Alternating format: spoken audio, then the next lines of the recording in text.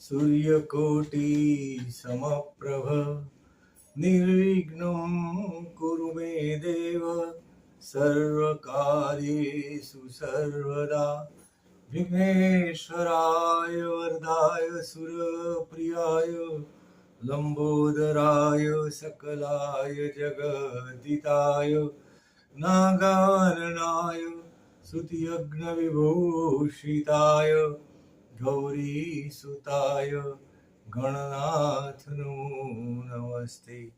ओम गंगणपते नमः। ओम शारदाय नमः। मृत्युंजय महादेव त्राहि मां शरणागत।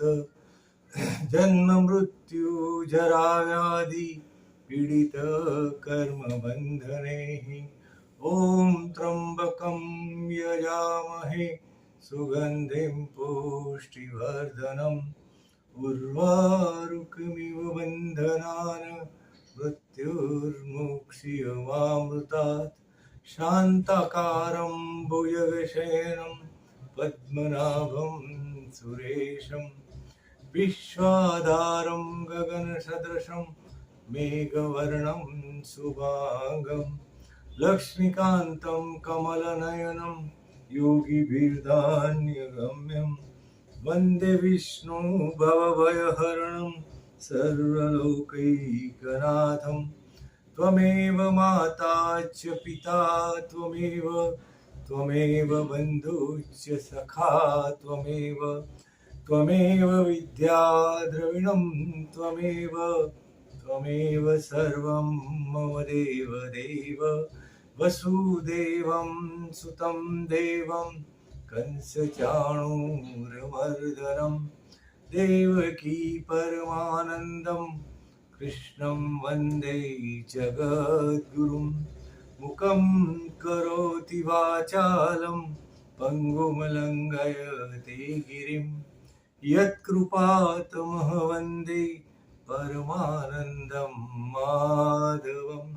ॐ कृष्णाय वासुदेवाय हरये परमात्मने प्रणतक्लेशनाशाय गोविन्दाय नमो नमः।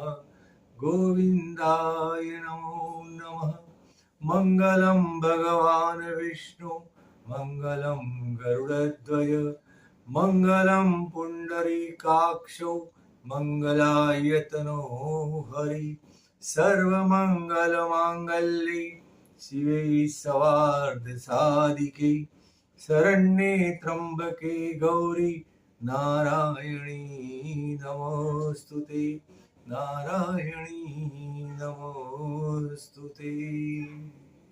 मनोजवं मारुततुल्यवेगं जितेन्द्रियं बुद्धिमतां वरिष्ठं वातात्मजं वानरयूथमुख्यं श्रीरामदूतं शरणं प्रपद्ये श्रीरामदूतं शरणं प्रपद्ये।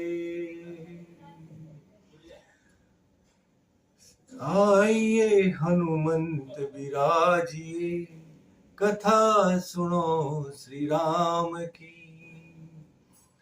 श्री आदि कवि महर्षि वाल्मीकि रचित रामायण अयोध्या कांड नु प्रकरण 33 राम पादुका।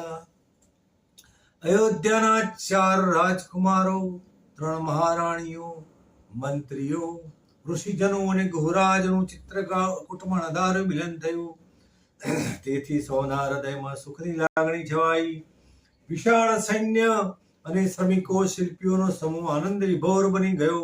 સૌના મનમાં નિશ્ચય થયો કે હવે રામ બધાના આગ્રહ આગળ નમ્ર બની અયોધ્યામાં પદાર્પણ કરશે। આટલા બધા આપ્તજનો આગળ રામે પોતાનો આગ્રહ તજી દેવો પડશે। ત્રણેય રાણીઓ સીતા પાસે જઈ બેઠી। જનક કન્યા અયોધ્યાની કુળવધૂને વનવાસના પરિધાનમાં જોઈને તેમના હૃદય દ્રવી ગયા। ભરત રામને અયોધ્યામાં વિનંતી કરી રહ્યો હતો એટલે એનાથી વધારે કોઈને આગ્રહપૂર્વક કહેવાની આવશ્યકતા ન હતી। ભરત રામને કહ્યું, ભાઈ હવે તમે અમારી સાથે અયોધ્યા ચાલો। તમારા વનવાસથી અયોધ્યામાં કોઈ સુખી નથી। પિતાજી પણ જીવનની અંતિમ ક્ષણોમાં તમારું જ રટણ કરતા હતા. મારા માતા કૈકેયીને પણ તિરસ્કાર, અપમાન અને પશ્ચાતાપની થપાટો ખાઈને જડવત બની ગયા છે. તેમને તો ક્યાંય બોલવાનો અધિકાર રહ્યો નથી. તેઓ સદાને માટે મૌન ધારણ કરે એ જ એમના માટે ઈષ્ટ છે. રામે કહ્યું, ભરત, તું માતા કૈકેયીને ખોટો ઉપાલંબ આપે છે, ત્યારે તેમના પ્રત્યે દ્વેષ રાખવો ઉચિત નથી. તું તેમને વારે વારે કઠોર વાક્યો કહી દાજા ઉપર ડામ દીધે જ રાખે છે. તે તને ઠીક લાગે છે? તું ધૈર્ય ધારણ કરી સાંભળ. મારા વનવાસનું ખરું કારણ માતા કૈકેયી કે મહારાજ દશરથ નથી. તેનું કારણ કાળ છે. સર્વ વસ્તુઓ નાશવંત છે. તેનો સંયોગ વિયોગ કાલવશ થઈ જાય છે. જન્મેલા મનુષ્યને મરણ નિશ્ચિત હોવા છતાં તેનો ભય તેને સદા સતાવ્યા કરે છે. જન્મવું, હોવું, વધવું, ઢળવું, શિથિલ થવું અને મરવું એ વ્યક્તિ માત્રના દેહની અવસ્થાઓ છે.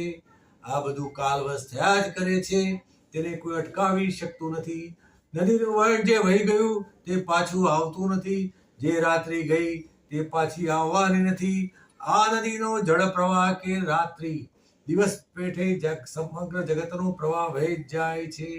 સમુદ્રમાં પડેલા લાકડા વહેતા વહેતા સાથે કોઈ સ્થળે ભેગા થાય છે અને વળી પાછા છૂટા પડી જાય છે અને અલગ અલગ સ્થળે વહી જાય છે.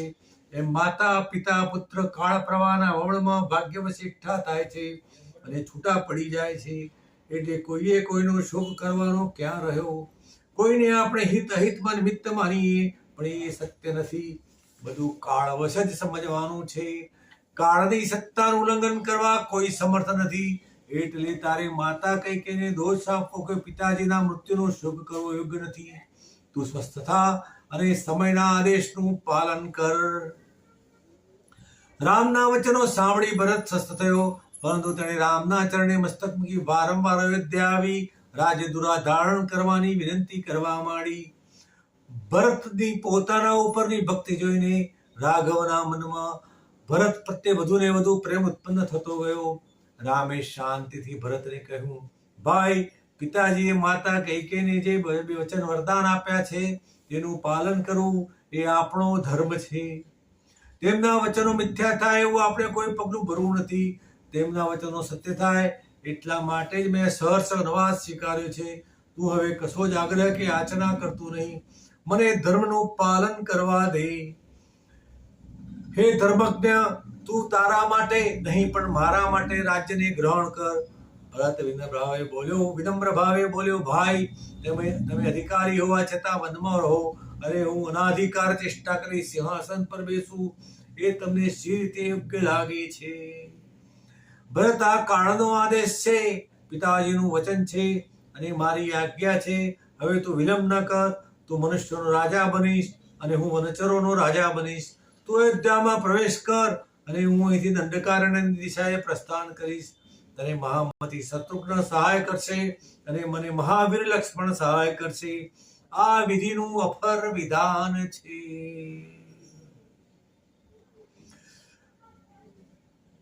તે કોઈથી મિથ્યા થાય તેમ નથી. હવે તારે આજ્ઞાનું પાલન કરવાનું છે. વધુ આગ્રહ દુરાગ્રહ કરવાનો નથી. વશિષ્ઠ સાથે વામદેવ અને જાબાલી મુનિ પણ આવેલા હતા. ભરતના વારંવાર આગ્રહનો નાદર જોઈ જાબાલીથી ચૂપ રહેવાય નહીં. તેઓ બોલી ઉઠ્યા, રામ, તમે વારે વારે પિતૃ આજ્ઞાની વાત જ કર્યા કરો છો, પરંતુ તમારા પિતા અત્યારે ક્યાં છે? તેમનો દેહ તો પંચતત્વમાં પડી ગયો છે. તે અત્યારે વિદ્યમાન નથી. જે અત્યારે છે જ નહીં તેની સાથે તમે સંબંધ બાંધીને વાત સિદ્ધ કરો છો. તમે જે માનો છો તે નરો બ્રહ્મ છે. એ ધર્મ સંમત વાત નથી. રામ, સમતા રાખો. હું નાસ્તિક નથી. મારું સમગ્ર જીવન ધર્મ અને નીતિશાસ્ત્રોના અધ્યયનમાં ગયું છે. અત્યારે શાસ્ત્રોનું અધ્યાપન કરીને જીવન યાપન કરું છું. પુનઃ તમને કહું છું, તમે પ્રજાની લાગણી અને માંગણીનું સન્માન કરી અયોધ્યા જાઓ અને પ્રજાપાલક બનો. રામ કંઈક બોલે તે પહેલા જાબાલીની ભાવના સમજાવતા વશિષ્ઠ બોલ્યા, રામ, ચારે દિશાનો વિચાર કરતા મને પણ લાગે છે કે તમારે અયોધ્યાની રાજગાદી સંભાળી લેવી જોઈએ. તમારા પિતાની ઈચ્છા તમારો જ રાજ્યાભિષેક કરવાની હતી. એટલે તેમની ઈચ્છાને અનુરૂપ નિર્ણય લેવામાં ક્યાંય વિરોધાભાસ દેખાતો નથી. પરિસ્થિતિનો વિચાર કરીએ તો પણ મને લાગે છે કે હવે નવી પરિસ્થિતિ ઉત્પન્ન થઈ છે, તો પરિસ્થિતિને અનુકૂળ વ્યવહાર કરવામાં દોષ જણાતો નથી. ભરત અસહાય છે અને તેને અપકીર્તિનો ડર છે. તે તમારે શરણે આવ્યો છે.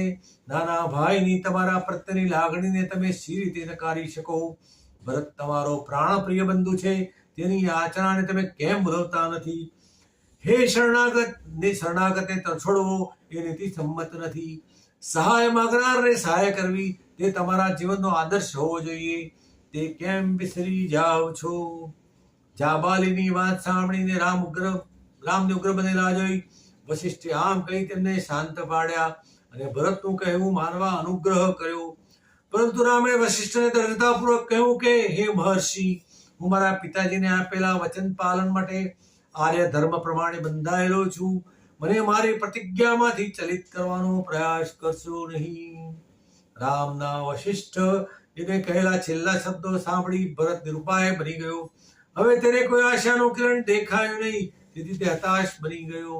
સારથી સુમંત્રને કહેવા લાગ્યો, સુમંત્ર, અહીં મારા માટે ઘાસને શૈયા બનાવ.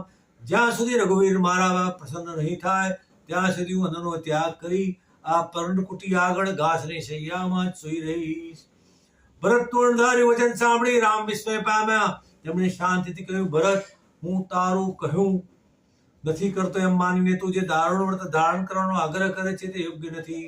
હું તારા મારા અને સૌના કલ્યાણ માટે કહું છું કે તું હઠાગ્રહ છોડી દે અને અયોધ્યા જા. રામના વચન સાંભળીને ત્યાં ઉભેલા નાગરિકો સમક્ષ ભરતે કહ્યું, હે પ્રબુદ્ધ સજ્જનો, મંત્રીઓ અને મુનિજનો, મારા સાધુ વચનો સાંભળો. મેં મારા પિતા પાસે રાજ્ય માગ્યું નથી. મારી માતાને કુટિલ વચનો માગવા માટે મેં શીખ્યું નથી. મારા પૂજ્ય ભ્રાતા વનમાં ગયા ત્યારે હું અયોધ્યામાં હતો પણ નહીં. આ ષડયંત્રની મને કશી જાણ નથી. તેમ છતાં જો દશરથ રાજાએ આપેલા વચન પાળવાના મનમાં રહ્યા બંધાયેલા હોય તો હું તેમના વતી 14 વર્ષ વનમાં રહીશ, જેથી તેમને ધર્મ પાલનમાં કોઈ ક્ષતિ નહીં આવે. ભરતના હૃદયના આવેદારક વચનો સાંભળી બધા સહાનુભૂતિપૂર્વક સાંભળી રહ્યા. બધાને પુચ્છુક સાંભળી રહેલા જોઈ રામે કહ્યું, મારા પિતાએ આપેલા વચનોની હું કે ભરત કોઈ અવગણના કરી શકે તેમ નથી. માતા કૈકેયીએ કોઈ અયોગ્ય વર્તન કર્યું નથી. તેમને જે વરદાનો લેવાના હતા તે માગી લીધા છે. તેમણે 2 થી વધારે વરદાન માગ્યા નથી. વનવાસ જેવા કામ માટે કોઈ પ્રતિનિધિની આર્ય પરંપરા નથી. વ્યાપારમાં વિનિમય હોય, ધર્મ નીતિમાં વિનિમય ન હોય. એટલે મને કે મારા નિશ્ચયને ડગાવવાનો પ્રયત્ન કરશો નહીં. આ મારો અંતિમ દ્રઢ અને અચલ નિર્ણય છે. ચંદ્રમા પોતાની કાંતિ તજી દે, હિમાચલ હિમને તજી દે, કદાચ સમુદ્ર છલકાઈ જાય, પરંતુ પિતાની આજ્ઞાનું ઉલ્લંઘન કરી શકું તેમ નથી. તું મારા પર રોષ લાવીશ નહીં.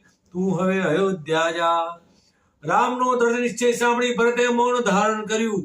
વશિષ્ઠ ઇષ્ટ અનિષ્ટના પ્રશ્નોનું નિરાકરણ કરતા કહ્યું, ભાઈ ભરત, તું રામનો પ્રતિનિધિ બનીને તેમના વતી વનવાસ સ્વીકારવા ઉદ્ધત છે, તો હું તને કહું છું કે તું તેમનો પ્રતિનિધિ બનીને અયોધ્યાનું રાજ્ય ગ્રહણ કર. તેથી તારા ઉપર કોઈ ઉપવાદ આવશે નહીં. પિતાજીના વચનનું પણ પાલન થશે. હા ભરત, મહર્ષિનું કહેવું સત્ય છે. તારા કહેવા પ્રમાણે હું આજે તારા પ્રેમવશ અયોધ્યાનું રાજ ગ્રહણ કરું છું અને તે તને સંપ્રદાન ભેટ આપું છું. તેથી તું ગ્રહણ કર. હું રાજા છું અને તને રાજ આજ્ઞા કરું છું કે તું મારો પ્રતિનિધિ બની અયોધ્યા જા અને પિતાજીની ઈચ્છા પ્રમાણે સુયોગ્ય રીતે રાજ્ય ચલાવ. રામે ભરતને કહ્યું. હવે રામને અયોધ્યા લઈ જવાનો કોઈ માર્ગ રહ્યો નહીં, એટલે તે રામના ખોળામાં માથું મૂકી રડવા લાગ્યો. રામે તેને છાતી સરસો ચાંપી માથે હાથ ફેરવતા કહ્યું, ભરત, મારા ઉપરના તારા અનહદ પ્રેમને લીધે મારો વનવાસ છોડાવવા તારામાં જે મતિ ઉત્પન્ન થઈ છે તેનાથી તારો નિસ્વાર્થ ભાવ પ્રગટ થાય છે. તે સાંભળી ભરત બોલ્યો, ભાઈ, તમારા નિર્ધાર આગળ મારી બધી પ્રાર્થનાઓ નિષ્ફળ ગઈ છે. તમારો નિર્ધાર મારું હૃદય વલોવી નાખે છે. હવે મને દ્રઢ પ્રતીતિ થઈ ગઈ છે કે તમે કોઈ રીતે માનવાના નથી. તો હું તમારી આજ્ઞા માથે ચડાવી તમારો પ્રતિનિધિ બની અયોધ્યાનું રાજ ચલાવીશ. પરંતુ અયોધ્યાના સિંહાસને મારા સમગ્ર જીવન પર્યંત બેસવાનો નથી. તમારી પાસે પડેલી આ કાષ્ઠની પાદુકાઓ મને આપો. હું તે પાદુકાઓને રાજ્ય સિંહાસને સ્થાપી તમારો પ્રતિનિધિ બની રાજ્યભાર ઉપાડીશ. તમારી આ પાદુકાઓ જ પ્રજાજનોનું પાલન કરશે. ભરતની ત્યાગ ભાવના જોઈ રામની આંખોમાં આંસુ આવી ગયા. તેઓ ઊભા થયા અને ભરતની માગણી પ્રમાણે પોતાની પાદુકાઓ સ્વહસ્તે ભરતને આપી.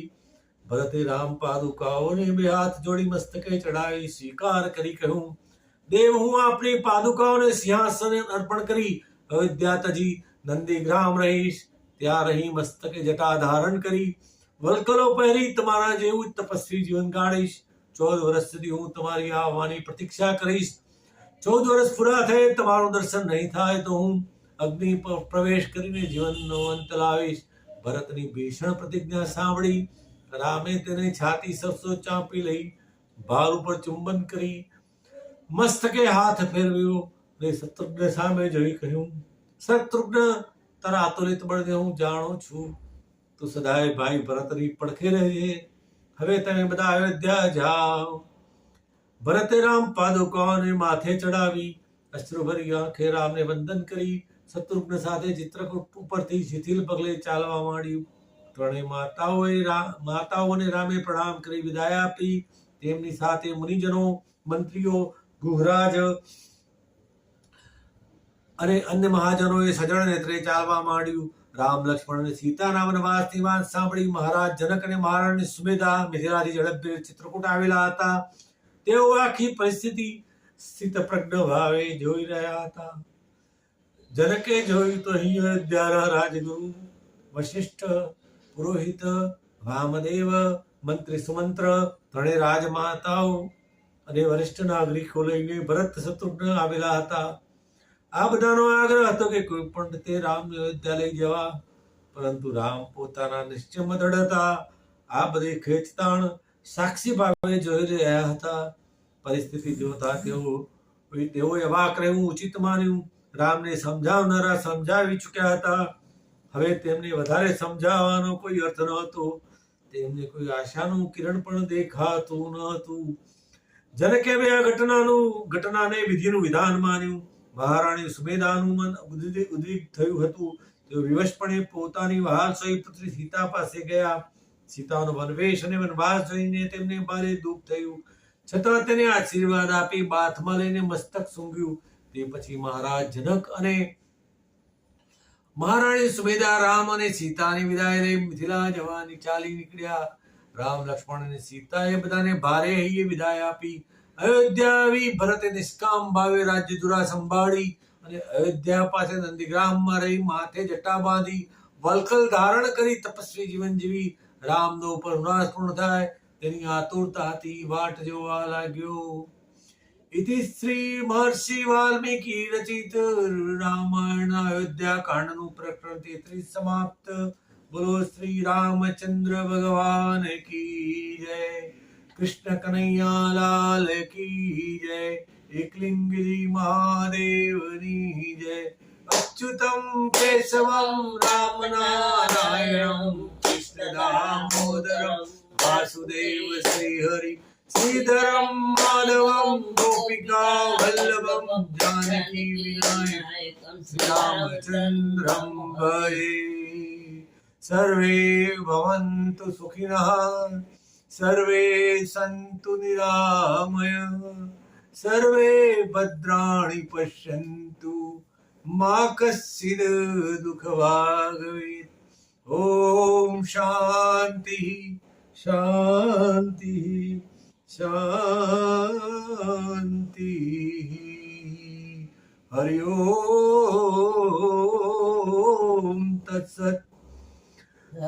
પતિ રાઘવ રાજા રામ પતિત પાવન સીતારામ. રાઘવ રાજા રામ પતિત પાવન સીતારામ. સુંદર વિગ્રહ મેઘાશ્યામ ગંગા તુલસી શાલિગ્રામ. રઘુપતિ રાઘવ રાજા રામ પતિત પાવન સીતારામ. સીતા